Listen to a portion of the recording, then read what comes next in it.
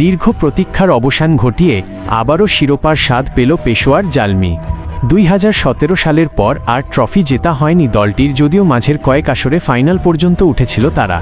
অবশেষে পাকিস্তান সুপার লিগের 11তম আসরে এসে সেই আক্ষেপ ঘোচাল বাবর আজমের নেতৃত্বাধীন দল।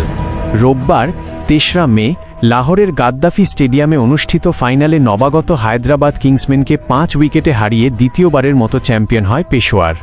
আগে ব্যাট করতে নেমে 18 ওভারে 129 রানেই অল আউট হয়ে যায় হায়দ্রাবাদ। জবাবে মাত্র 15.2 ওভারেই 28 বল হাতে রেখেই লক্ষ্য ছুঁয়ে ফেলে জালমি। ম্যাচের নিয়ন্ত্রণ মূলত নিজেদের হাতে নেয় পেশোয়ারের বোলাররা। অস্ট্রেলিয়ার অ্যারন হার্ডি দুর্দান্ত বোলিং করে 4 ওভারে 27 রানে 4 উইকেট শিকার করেন। তার সঙ্গে তাল মিলিয়ে বাংলাদেশের নাহিদ রানা 4 ওভারে মাত্র 22 রান দিয়ে তুলে নেন 2টি গুরুত্বপূর্ণ উইকেট। ছোট লক্ষ্য তাড়া করতে নেমে শুরুটা ভালো হয়নি পেশোয়ারেরও।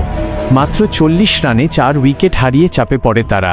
তবে পঞ্চম উইকেটে অ্যারন হার্ডি ও আব্দুল সামাদের 85 রানের জুটি ম্যাচের মোড় ঘুরিয়ে দেয়।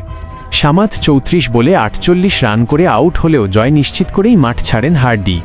39 বলে 56 রানের অপরাজিত ইনিংস খেলে দলের জয়ে বড় ভূমিকা রাখেন এই অলরাউন্ডার। তার ইনিংসে ছিল 9টি বাউন্ডারি। সব মিলিয়ে বোলিং ও ব্যাটিং 2 বিভাগেই দাপট দেখিয়ে 9 বছর পর আবারও পিএসএলের ট্রফি নিজেদের ঘরে তুলল পেশোয়ার জালমি।